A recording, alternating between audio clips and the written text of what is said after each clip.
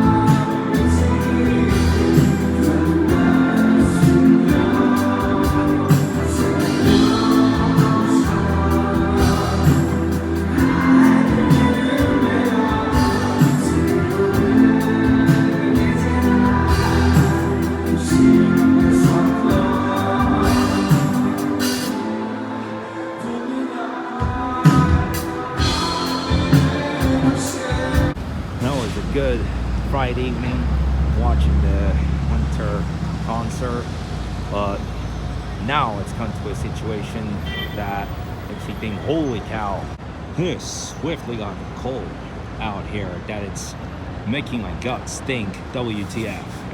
And I have finally finished setting up this tree. Now it gives so much more of the vibes. Well, that's good. As good as the fact that I got to watch that show, although I was getting a bunch of text messages about some workers coming in to my loft and as well the manager, and I'm like, why right now? Like, I'm outside. What happened was the intercom that we had downstairs had fell off. So we are going to bring some workers to put a new intercom at the same area, just at the entrance of the house, so that it could be easier to scan any deliveries in the event of any deliveries. All right, guys, I am going to wrap it up for today's vlog. Thank you guys so much for watching. Have a nice weekend. I'll see you guys tomorrow.